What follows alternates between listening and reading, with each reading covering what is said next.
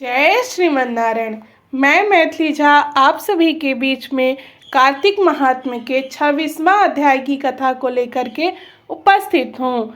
कार्तिक मास की आप सभी को ढेर सारी शुभकामनाएं।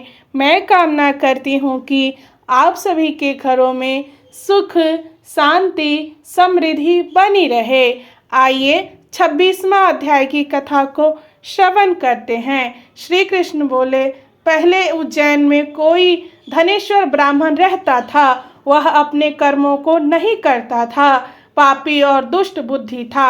रस कंबल चर्म के व्यापार करता और झूठ बोलता, चोरी वैश्या सुरापान इनको करता और उसका चित्त दुखी रहता था।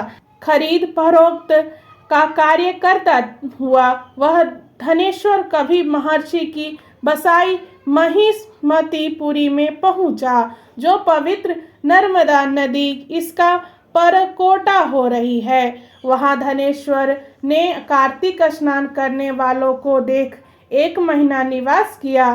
बिक्री के लिए नर्मदा के किनारे घूमते हुए उसने स्नान करके जप और पूजन में लगे हुए ब्राह्मणों को देखा।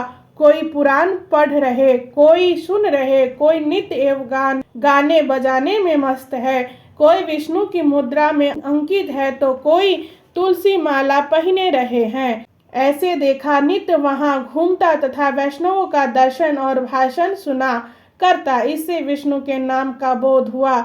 इस प्रकार महीने भर ठहरकर उसने कार्तिक के उद्यापन की विधि को तथा भक्ति सहित भगवान के जागरण को देखा।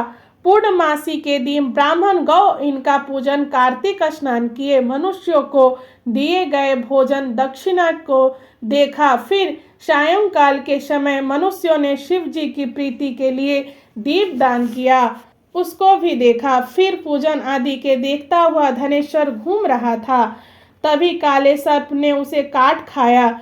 वहां व्याकुल होकर गिर पड़ा। मनुष्य उसको गिरा देख उसके चारों ओर इकट्ठा हो गए और तुलसी मिला जल उसके मुख में डाला। यम के किंकर यमदूत उस मरे हुए को बांधकर कोड़ा से मारते हुए यमराज की संयमनी पुरी को ले गए।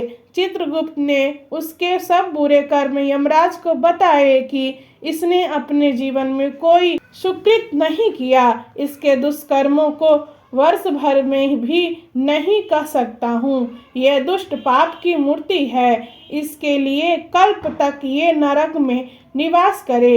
श्री कृष्ण बोले, वह यमकाल और अग्नि को समान रूप दिखता हुआ अपने सेवकों से क्रोध से वचन बोला, हे प्रेतपतियों, इस पाप स्वरूप को मुगदरों से मारते हुए कुंभी पाक नरक में डाल दो। मुगदरों के लगने से उसका सिर फूट गया।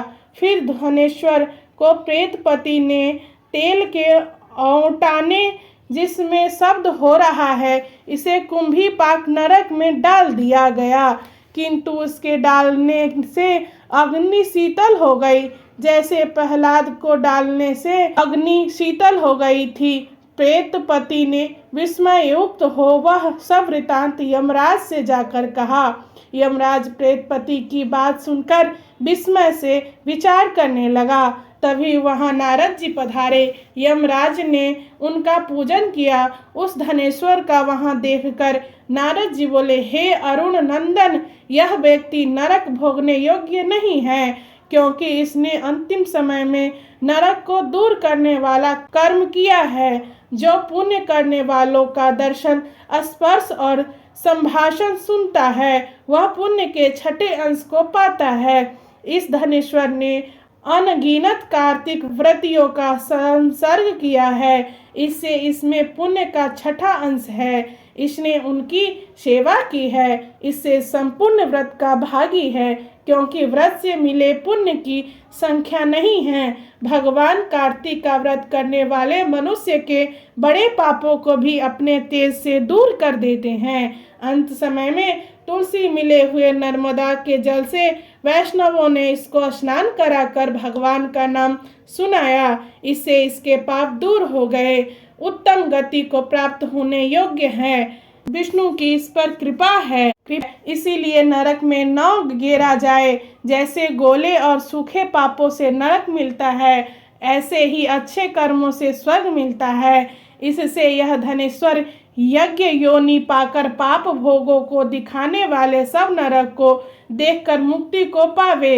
श्री कृष्ण बोले, यह कहकर जब नारद जी चले गए तब उसके पुण्य मालूम होने पर यमराज ने दूत के द्वारा उस धनेश्वर को सब नरक दिखाने के लिए फिर बुलाया।